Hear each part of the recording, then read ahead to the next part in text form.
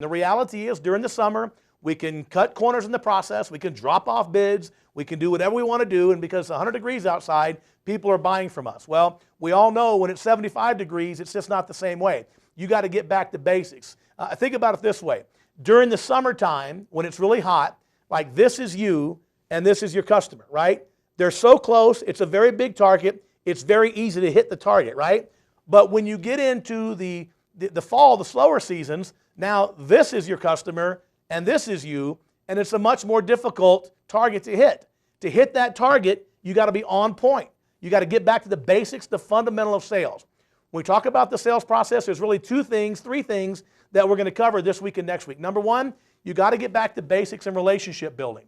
Number two, you got to get back to basics in investigating your homeowner's problems and closing all the doors. When I talk about closing the doors, I'm talking about eliminating I want to think about it, eliminating I want a cheaper price, and eliminating I want 3 bids. I'm going to show you, and it's part of our core training. By the way, this is an addendum to our core training. If you haven't been to the core sales training, go back to the dashboard and watch the whole residential sales process, because I'm going to be going over some highlights here the next couple of weeks, but you got to understand the core process. You got to know how to deal with I want 3 bids, I want to think about it, and I want a cheaper price. You got to know how to deal with those things beforehand, before the homeowner ever brings them up. I'll be talking about that some over the course of the next week. So we're going to talk about, kind of that relationship building process, the investigation process, closing the doors, and then of course, we're going to talk about closing next week. How do you close the deal? At the end of the day, nobody gets paid until you finish the deal and close it.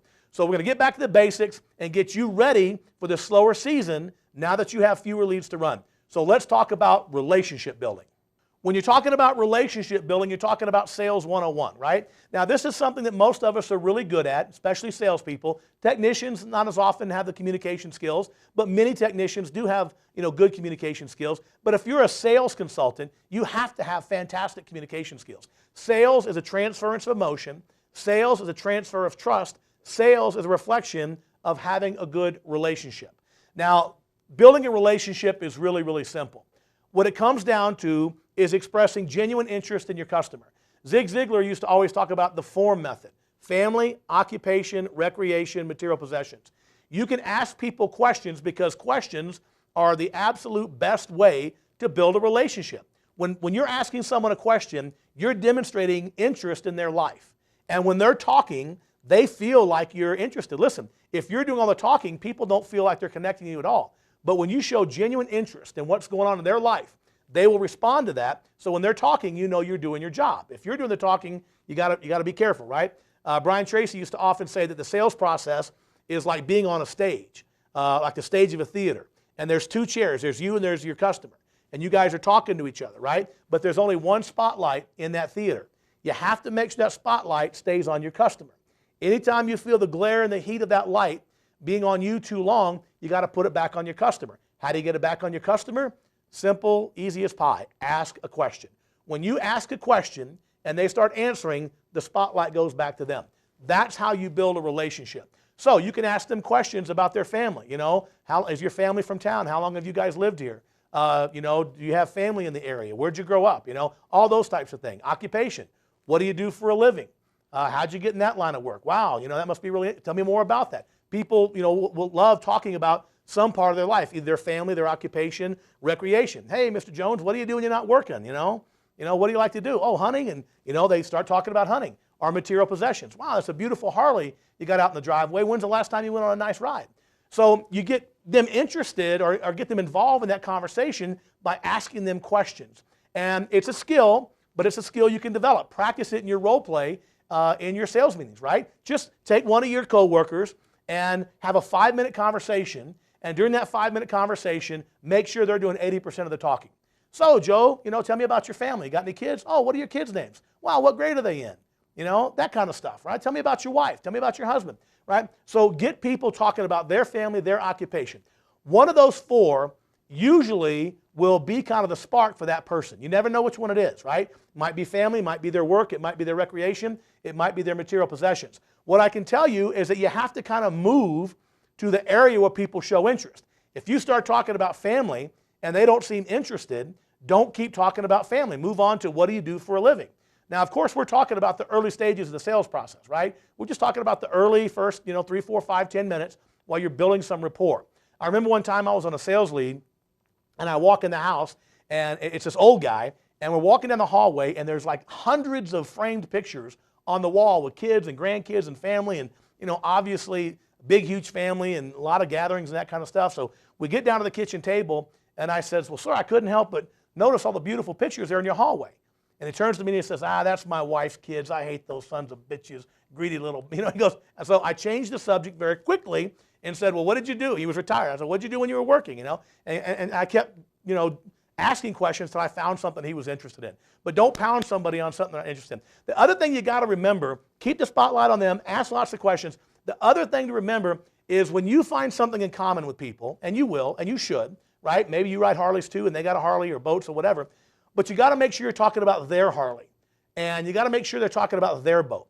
One of the things that, is very easy to do is to sound like you're one-upping somebody, even when you don't mean it, right? So he's got a Harley, and you start talking about your Harley. Maybe your Harley's nicer, or maybe you've been on cooler trips than they had. And all of a sudden you're talking about your Harley and your trips. Let me tell you something. You're taking money out of your pocket because you're making that homeowner feel like, wow, he's the big tough guy, I'm the little guy. You want to like empower your homeowners, right? Your customers. You want to build them up. You want to make them feel like they're fantastic, right? So you can relate and say, yeah, I ride a Harley too, and I ride such and such, but come back to them. Come back to their trips. What have you done to your bike lately? What kind of cool, upgrades have you made? What kind of trips have you been on lately? You got to talk about their stuff. I remember one time when I first started selling, I was maybe 6 months, maybe about a year into selling. And I had the opportunity to go to Maui and went out to Maui and got to play golf at the plantation course there at Kapalua. Now, I'm a huge golf fan, and every year, the first tournament of the year, every January, is played at the plantation course at Kapalua. It used to be called the Mercedes, then it was the Hyundai, and now it's called something else. But it's the same tournament, and it's the very first tournament of the season in January. And so we went out there, and it was, one of my favorite golf memories was from the year 2000 when Tiger Woods and Ernie Els were battling it out on a Sunday afternoon at that course, and went to extra holes, and Tiger won on the second overtime hole. So I was super excited when I went out there, and I realized I was going to get to play that course, right? So I played the course. It was just awesome, and I'm thinking about, I knew all the shots because I watched the tournament every year on television. And so I come back home, and I go out in the lead, and I'm walking through the garage, and what do you think I see in the guy's garage? I see golf clubs everywhere, right? Clearly, the guy is an avid golfer. Well, we sat there, and we talked about golf for half an hour before we ever talked about air conditioning. But you know what? We talked about his golf. I never mentioned that trip to Kapalua because it was a big deal to me, but I promise you it was not a big deal to him. And if I started talking about, wow, I went and played the plantation course and blah, blah, blah, he would have felt like, wow, trying to one-up me. People are super sensitive to this. I'll give you another example. I was in Boston recently, speaking there at a convention. I'm there for a couple of days, and it's a huge convention center attached to a hotel. I come down the elevator to the convention center, and it's so big, they've got an old guy there, and he's got all the events that are going on in the various rooms. And so I told him what event I was there for, and he gave me direct. Super nice guy, right? Next morning, I come down, same thing. I walk over to him, and I said, how you doing? He says, well, I'm doing super. How are you doing? I said, well, I guess I'm doing super duper, right? Old man looks at me and says, you just had to one-up me, didn't you, right? That's how sensitive people are. They want it to be about them. So if you want to be good in sales, if you want to change your zip code, if you want your kids to go to better schools, if you want to retire earlier with more money in the bank, you got to get good at building relationships. This is not an optional thing. Unless you want to be mediocre, a mediocre salesperson, a mediocre income producer, you got to get good at relationships. Listen, I just got interviewed for a guy writing a book, and he said, what's the number one thing that makes salespeople successful? I said, the guys that can build relationships, the guys that can build friendships. How do you do it? Ask questions, keep the spotlight on them, and talk about their Harley, not your Harley. That's some sales 101, right? The next thing I want you to think about with respect to the sales process is what I call the investigation stage. The reality is you've got to get good at uncovering problems that your homeowners have. Remember, they're going to call you about one problem, one little problem. But the truth is they probably have 4 or 5 problems that you could solve for them. They may solve you or call you rather for the air conditioning problem. But they may also have a heater problem, that they forgot about from last winter. They may also have an indoor air quality, right? They may have a humidity problem. They have an allergy problem. They have all these other problems. And what you got to remember is that your homeowners are not always aware of their problems because they're focused on the one they called you about. And when we have a problem, we're the same way. Think about yourself as a consumer. when you have a problem, you get focused on fixing that problem, and it's very easy to overlook other problems, right? I'll give you a perfect example. In my house, I got a 3-story house. And in the basement, where's the man cave, it's the weirdest thing. Whenever somebody upstairs flushes the toilet, my toilet down, there's 2 down there in the shower, in the man cave, in the basement, they kind of start gurgling, right? And it always bothers me. I hear it. I'm like, one of these days, like I'm going to have like a volcanic eruption out of this toilet down here. You know, it's going to be terrible. But then I forget about it. And so one day, my wife has a plumber in the house to fix a sink upstairs. And he comes in and he fixes the sink. And I come home. He's there finishing up things.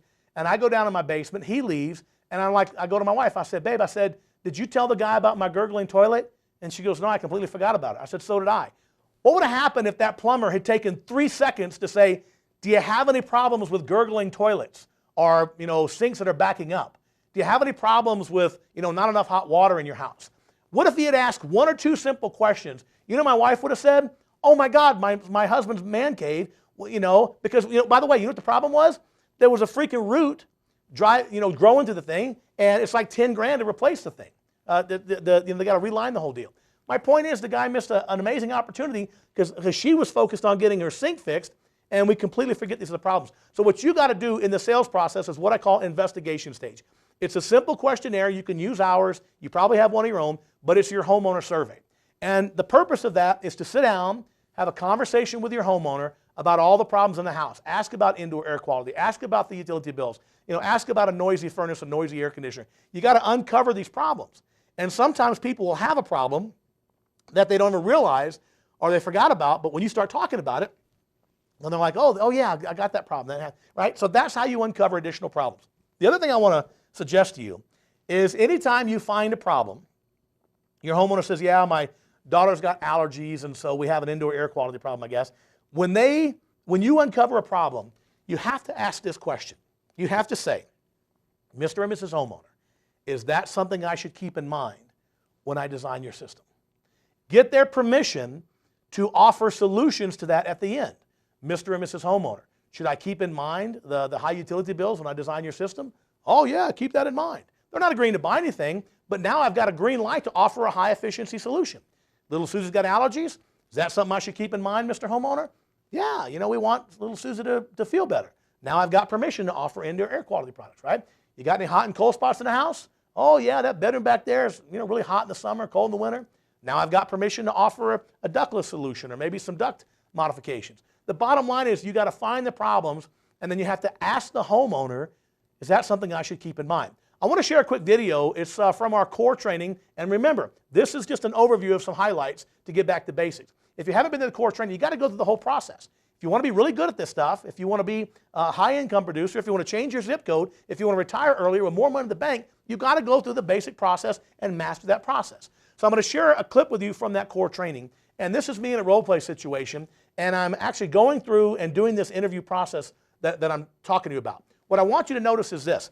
Ask yourself how many times when I find problems that the homeowner does not really immediately recognize, when I get them to acknowledge that problem, ask yourself how many times I come back and say, is that something I should keep in mind? Is that something I should consider when I design your system? And you'll see there's 5 or 6 or 7 times in the course of this interview investigation stage that the homeowner gives me permission to keep all these amazing solutions in mind, which I promise you we'll talk about next week. I keep all those problems in mind, right? And I offer solutions to every one of those problems. As a result, the average ticket is massively increased, not because of high pressure, not because of high prices, but because I solve more problems for my home.